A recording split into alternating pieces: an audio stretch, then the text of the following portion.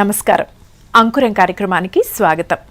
కుటుంబానికి దూరమై సమాజం అక్కున చేర్చుకోక తల్లిదండ్రులు లేనివారు, తల్లిదండ్రుల్లో ఎవరో ఒకరు ఉన్నా నిర్లక్ష్యానికి గురయ్యేవారు మన సమాజంలో కోకొల్లలు. సొంత వాళ్లే పట్టించుకునేవాళ్లు లేక అనాథలుగా మారుతున్న చిన్నారులు అనేక మంది. అలాంటి చిన్నారులను చేరదీసి వారి భవిష్యత్తుకు బంగారు బాటలు వేస్తోంది ఓ సంస్థ. అనాథలు, అవసరార్థుల పాలిట దేవాలయంగా మారింది. అదే ఆదరణ home for orphan and needy people.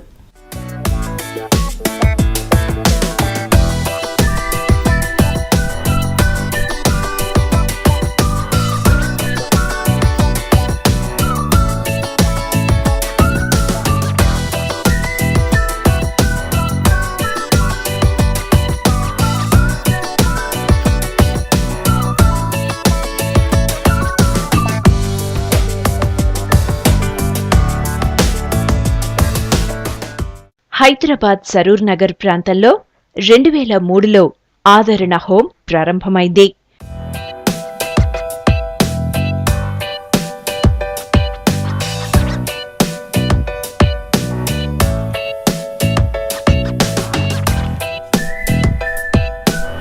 ఇద్దరు పిల్లలతో ప్రారంభమైన హోం ఇప్పుడు 150 మంది పిల్లలకు సేవలందిస్తోంది.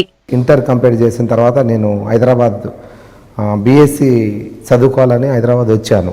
నేను ఒక సర్వీస్ చేయాలనే కోరిక నాలో ఉంది కాబట్టి ఒక అన్వేషణ చేశాను. విద్యానగర్లో ఉన్నటువంటి ఒక ఆర్ఫనేజ్ హోమ్లో అక్కడికి వెళ్ళి నేను స్వయంగా వాళ్ళని రిక్వెస్ట్ చేశాను. నేను ఇక్కడ ఉన్న పిల్లలకి నేను సర్వీస్ చేస్తాను, వీళ్ళకి నేను సబ్జెక్ట్ వైజ్గా మ్యాథ్స్ చెప్తానని అడగటం జరిగింది.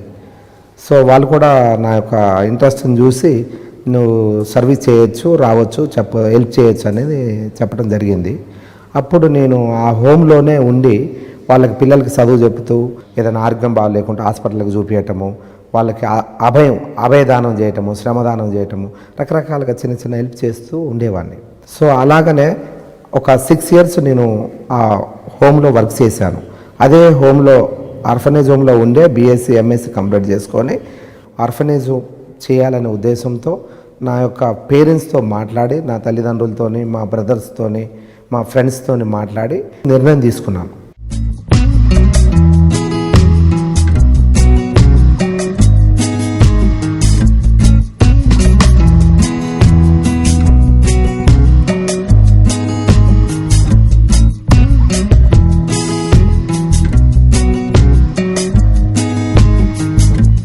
ఆర్ఫనేజ్ మొదలు పెట్టగానే సరిపోదు.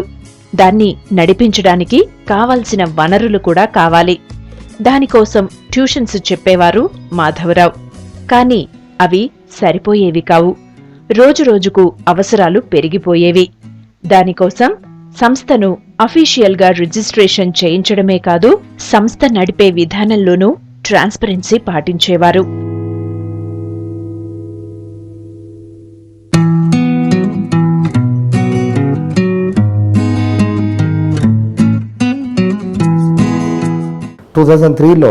అప్పుడు నేను రిజిస్ట్రేషన్ ఆఫీసర్గా హైదరాబాద్ రిజిస్ట్రేషన్ ఆఫీసులో 2003లో Aadarana the home for orphaned and needy students అని రిజిస్ట్రేషన్ చేశాను. రిజిస్ట్రేషన్ అయిన తర్వాత ఆఫీసులుగా పాన్ నెంబర్ అప్లై చేశాను. తర్వాత దానికి అకౌంట్ ఓపెన్ చేశాను. తర్వాత దానికి 12A ATC కూడా ఆడిటర్ దగ్గర అప్లై చేశాను. ఫండ్స్ కలెక్ట్ చేయడం అంటే అంత ఈజీ కాదు. దానికోసం ఎంతో శ్రమించాల్సి ఉంటుంది.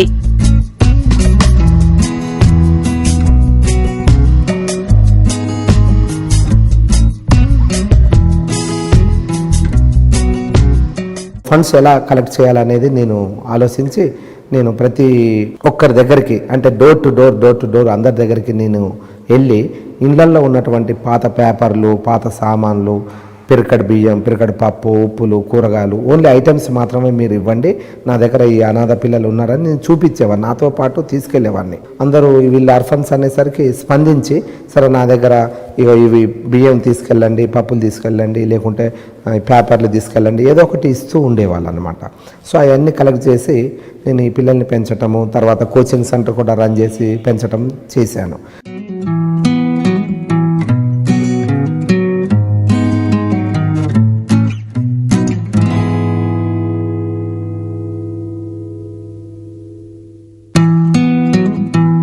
చేస్తున్న కృషికి అభినందనలతో పాటు సహాయమూ తోడైంది.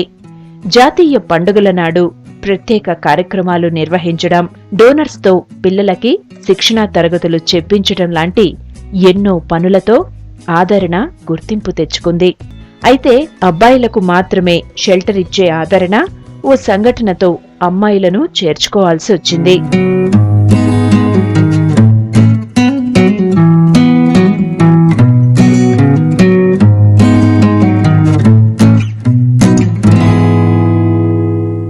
బాయ్స్ హోమ్ ఒక 6 years రన్ చేసిన తర్వాత ఒక అమ్మాయి 10th క్లాస్ కంప్లీట్ చేసి 550 మార్క్స్ తీసుకొచ్చి ఆమె ఎవరు హెల్ప్ చేయడానికి లేరు, అర్ఫన్స్ అంటే పేరెంట్స్ లేరు ఆమెకి.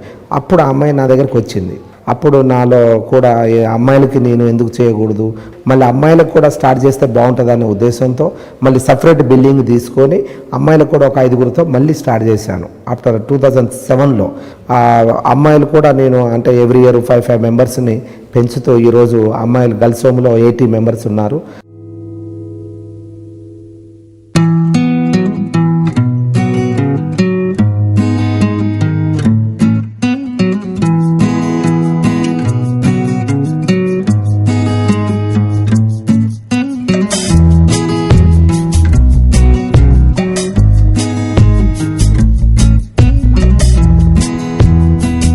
హోంలో చేర్చుకోవడానికి ముందు ఆ పిల్లలకు సంబంధించిన పూర్తి సమాచారం సేకరించి నిజంగా సహాయం అవసరం అనుకుంటేనే హోంలోకి తీసుకుంటారు.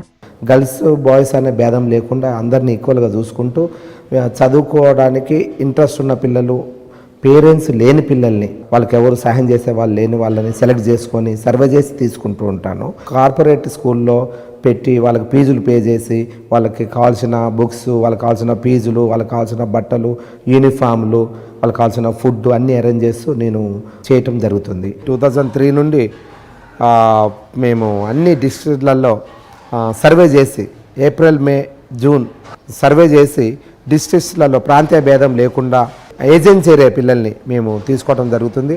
ఆ ఏజెన్సీ ఏరియాలో ఉన్నటువంటి పిల్లలు కూడా ఆర్ఫన్స్కి ఫస్ట్ ప్రాధాన్యత ఇస్తున్నాము. ఇద్దరు పేరెంట్స్ లేకుండా, ఇద్దరు చనిపోయి ఉండి టేకప్ చేయడానికి ఎవరు లేని వాళ్ళటువంటి పిల్లల్ని మేము ఇంపార్టెంట్ ఇస్తున్నాము. తర్వాత కొంతమంది సెమీ ఆర్ఫన్స్ కూడా, ఫాదర్ లేకుండా మదర్, మదర్ లేకుండా ఫాదరు కూడా అటువంటి పిల్లలు కూడా ఇంపార్టెంట్ ఇస్తున్నాము. పేరెంట్స్ ఉండి కూడా వాళ్ళ ఇంట్లో డిస్టర్బెన్స్ ఫ్యామిలీ అంటే వాళ్ళ గొడవపడి విడిపోయి పెట్టలేని పరిస్థితిలో ఉన్న వాళ్ళని కూడా నీడీ స్టూడెంట్స్ని కూడా తీసుకోవడం జరుగుతుంది.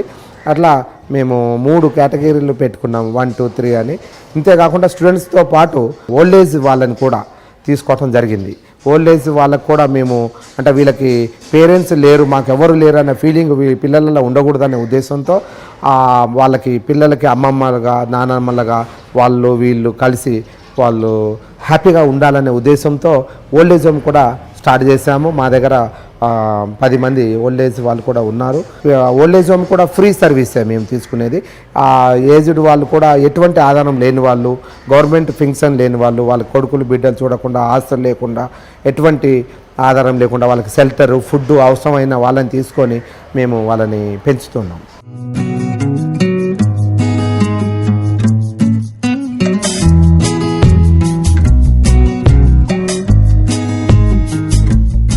చాలీ చాలని గదులు, అనాథ శరణాలయానికి ఇల్లివ్వడానికి ఇష్టపడని సమాజం, ఒకవేళ ఇచ్చినా ఎక్కువ రోజులు ఉండనివ్వకపోవడం, ఇలాంటి సమస్యలతో విసిగిపోయిన ఆదరణ సంస్థ సొంత భవన నిర్మాణానికి నడుం బిగించింది. దీనికోసం బిల్డింగ్ ఫండ్ కలెక్ట్ చేశారు. దీంట్లోనూ దాతల్ని నేరుగా ఇన్వాల్వ్ చేశారు.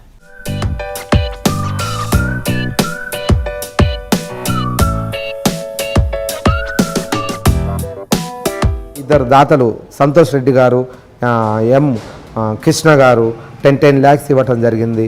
అదే వాళ్ళు డైరెక్ట్ డోనర్స్ దగ్గర కలెక్షన్ చేసి డైరెక్ట్ ఓనర్కే మేము ఓనర్కే మేము ఫండ్ డొనేషన్స్ ఇప్పించి అదే అమౌంట్ ఇప్పించి మేము ఆదరణ పేరు మీద 2010లో ఆదరణ the home for orphan needy students అని ల్యాండ్ రిజిస్ట్రేషన్ చేయడం జరిగింది. ఐఏఎస్ ఆఫీసర్ని ఇంకా కొంతమంది డోనర్స్ని తీసుకొచ్చి శంకుస్థాపన చేయడం జరిగింది. అప్పుడు మళ్ళీ డోనర్స్ చూసి ఈ స్లాబ్ వేయడానికి, తర్వాత రూమ్స్ కట్టడానికి కొంతమంది కంపెనీస్ ATC 35 వేసి 100% ట్యాక్స్ ఎగ్జంప్షన్ చూసి డోనర్స్ కొంతమంది కంపెనీస్ ముందుకొచ్చి రూమ్స్ కట్టడానికి, తర్వాత స్లాబ్ వేయడానికి ముందుకొచ్చారు. ఆశ్రమంలో ఉన్నారు అంటే ఏదో ప్రభుత్వ స్కూలుకు పంపించి చదువు చెప్పించడం కాదు, వారికి కార్పొరేట్ స్కూల్స్లో మంచి విద్యను అందిస్తున్నారు.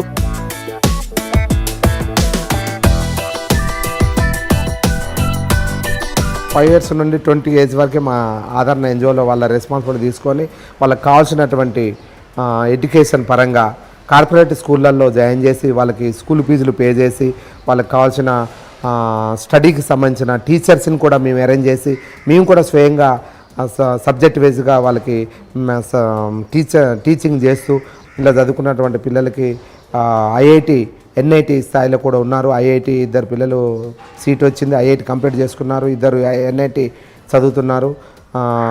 ఒక అబ్బాయి ఇప్పుడు ప్రజెంట్ ఎంజేఐటీలో కూడా బీటెక్ చదవటం జరుగుతుంది.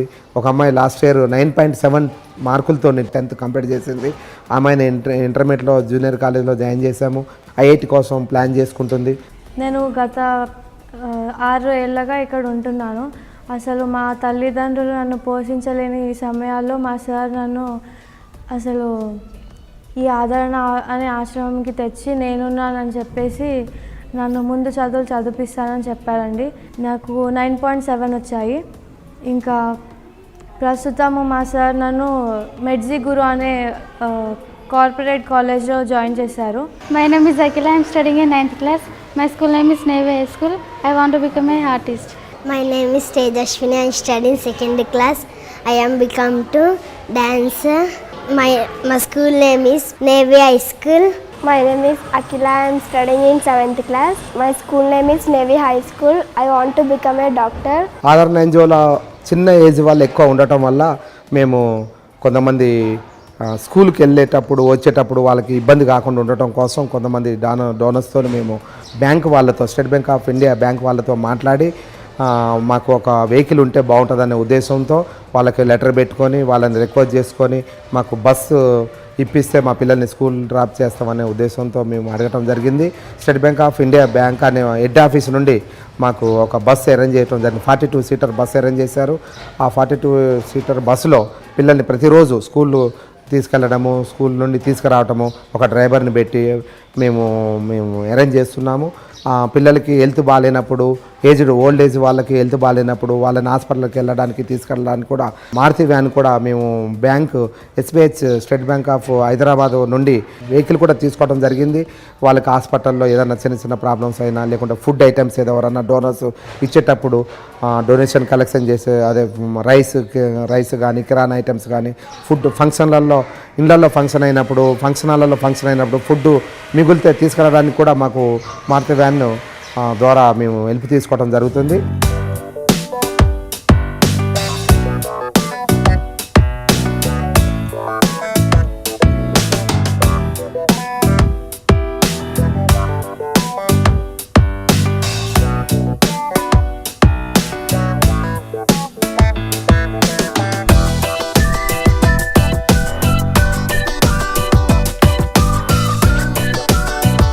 అప్పటి వరకు ఎవ్వరి సంరక్షణ లేకుండా పెరిగిన పిల్లలు ఒక్కసారిగా ఒక క్రమ పద్ధతికి అలవాటు పడడం, ఒక సురక్షిత ప్రాంతాల్లో అడ్జస్ట్ అవ్వడం అంత సులభంగా జరగదు.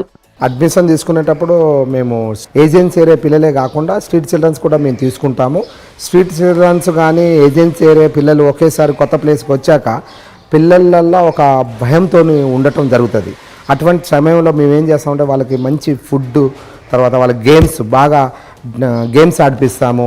తర్వాత వాళ్ళకి పాటలు, డ్యాన్సులు, కల్చరల్ మేము అరేంజ్ చేసి ఒక 1 month వరకు మేము ఇక్కడే హోమ్లోనే పెట్టుకొని ట్రైనింగ్ ఇస్తాము.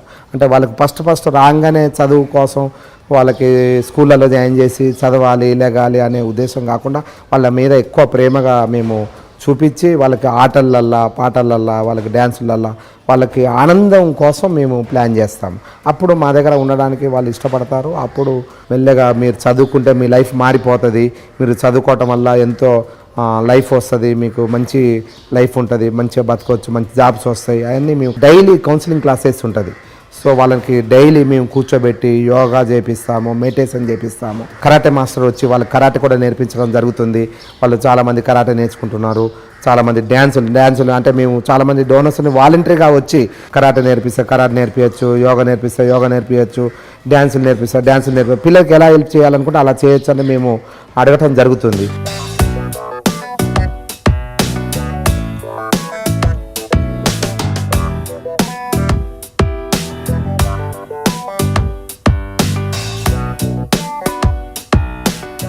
అమ్మాయిలు అబ్బాయిలతో పాటు ఇక్కడ పెద్దవాళ్లు కనిపిస్తారు. కన్న పిల్లలకు, కుటుంబాలకు దూరమైన వాళ్ళు పిల్లలకు అండదండలా మారుతున్నారు.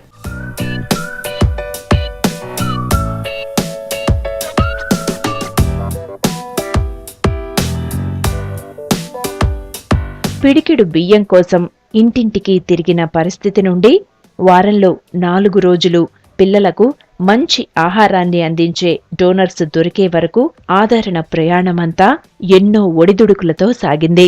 బయట నుండి డోనర్స్ కొంతమంది ఎవ్రీ వీక్లీ 3-4 టైమ్స్ వీక్లీ వీళ్ళకి స్పెషల్ ఫుడ్, వీళ్ళకి బిర్యానీ, నాన్ వెజ్తో సహా వీళ్ళకి మంచి ఫుడ్ బయట డోనర్స్ ద్వారా కూడా అరేంజ్ చేస్తున్నాము.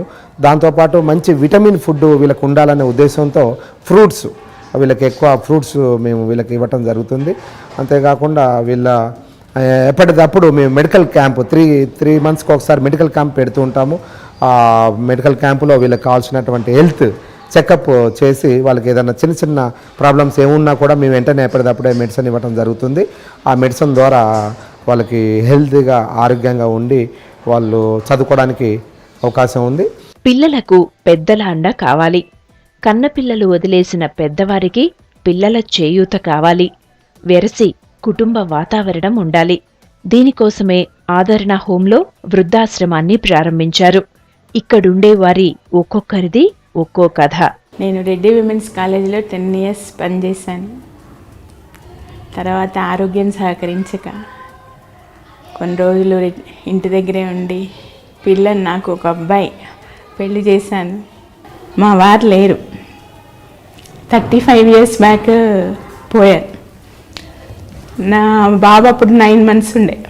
అప్పటి నుంచి ఏదో ఉద్యోగం వాడు పెద్దగా చెయ్యాలి, నేనేదో సాధించాలి అని ఇంకా ఉద్యోగంలో ఉండి లైఫ్ అంతా ఇదైపోయింది.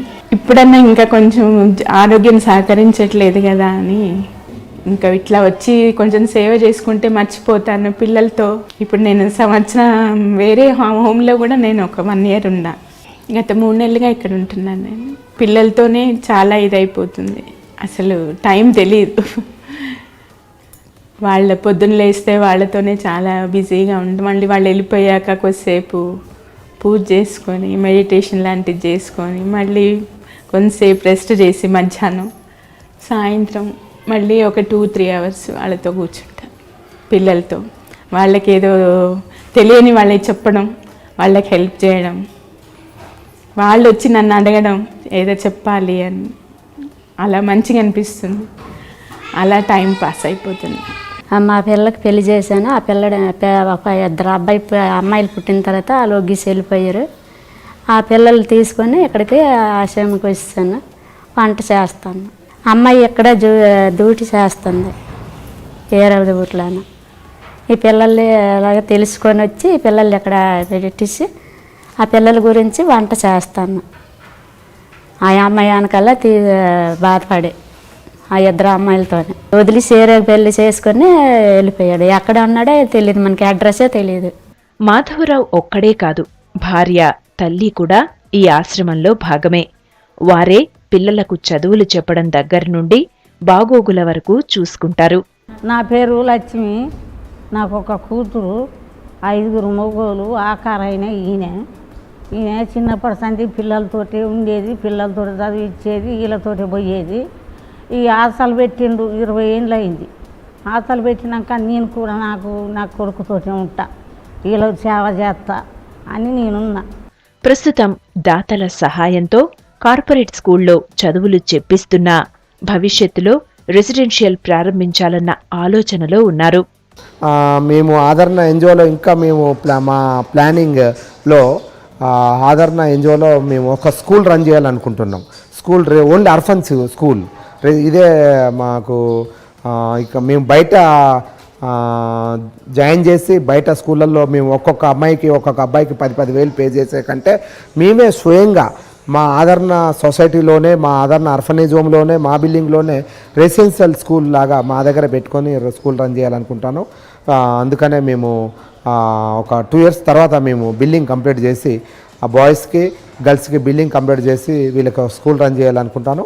అప్పుడు ఇంకా మేము ప్లాన్గా వీళ్ళకి మంచి ఎడ్యుకేషన్ ఇవ్వాలని కోరుకుంటాను.